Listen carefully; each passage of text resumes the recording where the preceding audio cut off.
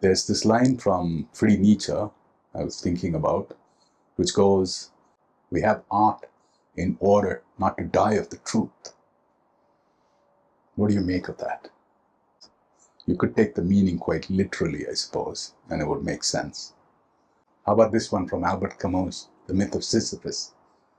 "A face that toils so close to stone is already stone itself." Hey, so, do you want to go down to the river? Wait, was that a yes? All right, hold on now. Sisyphus has already turned to stone. You remember that day when you came and said, "I was so frightened, terrified, unable to move." But you recover from it. What's on the table today, though, is the gradual process of petrification. Recovery, doubtful.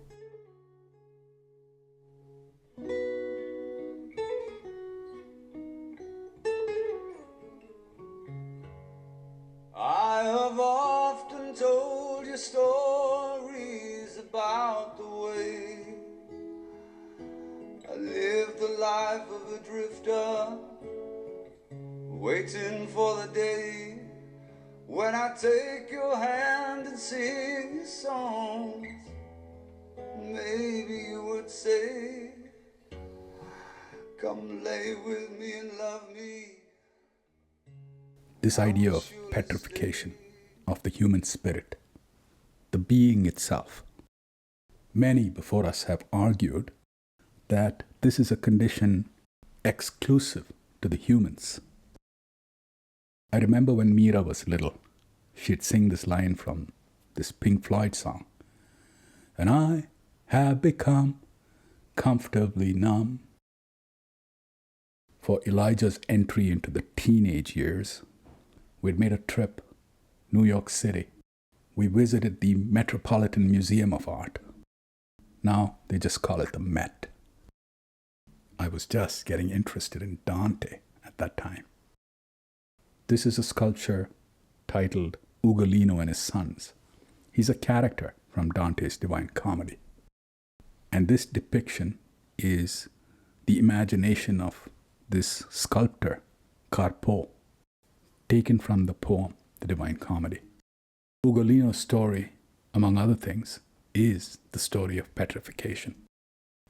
In the poem, quite a few of the sinners, they are presented to us in pairs, not necessarily connected. Well, in this case, they're connected. But if you were to take the case of Guido de Montefeltro and Ulysses, their stories are not connected. The sinners here, the second ring of the ninth circle of hell, they are encased in this lake of ice. And so the two of them, Ugolino and Ruggeri.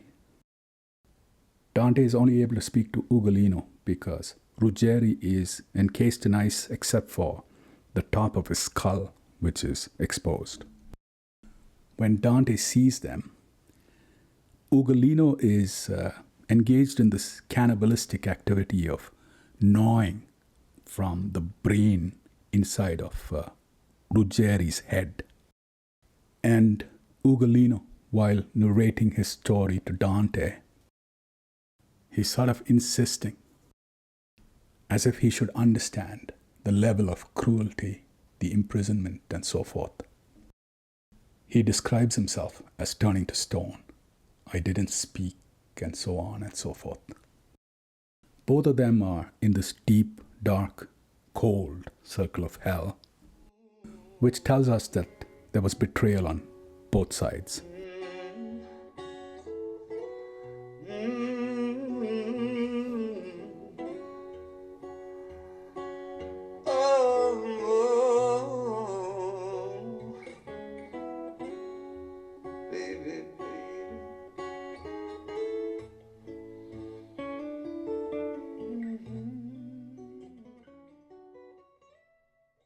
The story of Ugolino and Ruggeri in real life goes back to the late 13th century.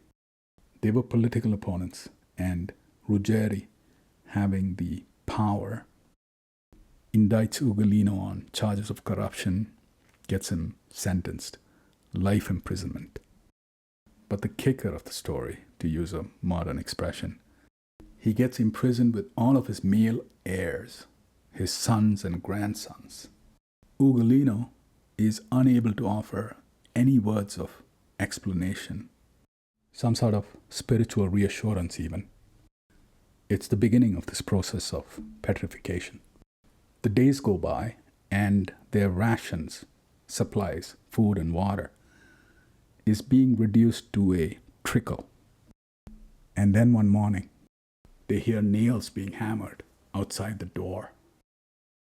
Ugolino realizes right away what's going on. They are being starved to death. There must have been a real change in his appearance, his countenance, because the youngest of his grandsons would ask him, "What is it, Papa? Why do you look that way?" He has turned to stone. In my life, in our lives, communication, when there's a lack of clarity, I hereby declare that I will show a willingness and openness to discuss with honesty, with feeling, do anything to avoid misunderstandings or being misunderstood. Camus says, what we cannot understand is what we find absurd. And because of that, we hate the absurd. I've been a traveler, I look for something new. In days of old when nights were cold, I wondered. So what's the solution? Oh, I don't know. I don't. I'll read a few lines from Albert Camus, The Myth of Sisyphus, to end this video. He says, "This world in itself is not reasonable. That is all that can be said. What is absurd is the confrontation, this collision of the irrational and its wild longing for clarity, whose call echoes in our human hearts. The absurd, for its existence, depends as much on man as on the world. For the moment, it's all that links them together. It binds them to one another as only hatred can weld two creatures together. For now, that is all I can discern clearly in this measureless universe where our adventure takes place." It's the golden hour, they say, for photography. The sun will be setting soon. I thought my eyes could see you standing near. Though blindness is confusing, it shows that you're not here. Now I feel I'm growing older,